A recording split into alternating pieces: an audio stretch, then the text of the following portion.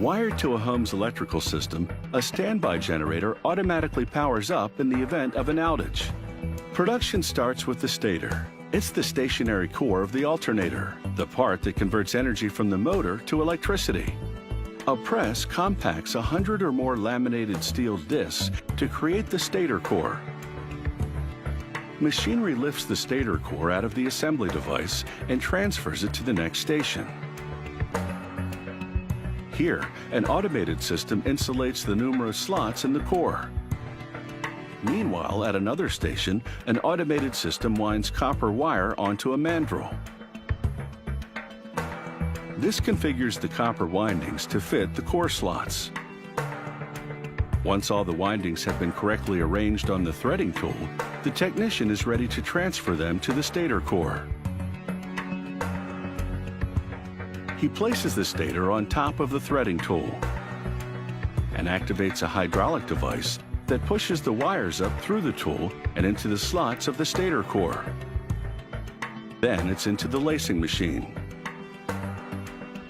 This machine crochets a string wrap around the bundles to hold the wires together.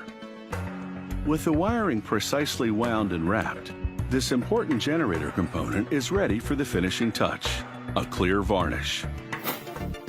To produce the alternator's rotating part, the rotor, the technician stacks laminated steel discs to the same height as the stator core. He lubricates the opening in the center of the discs. He inserts a shaft, and a press pushes it into the stack to complete the installation. Then it's over to an automated welder. The machine grips the rotor at both ends and slowly turns it, as a robot welds both caps to the rotor body. The technician unclamps the rotor from the welding machine and then tucks insulation into slots on the sides. The rotor then goes for a spin in a machine that winds bands of copper wire around the insulated sections. These wires will act as electromagnets and help produce electrical current. They're now ready to assemble the standby generator. Using a lift, the technician lowers the engine into position. He joins the rotor shaft to the engine crankshaft. Next up is the stator. The technician slides the stator onto the rotor. He anchors the stator and rotor to the generator base. He attaches a motorized carbon brush to copper rings on the rotor shaft. The brush will collect electricity from the shaft and transfer it to the generator controller.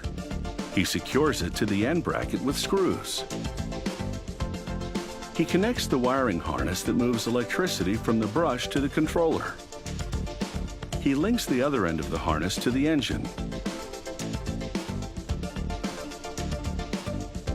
He plugs in a sensor to monitor oil pressure and makes all the other electrical connections. The assembly of this standby generator is complete.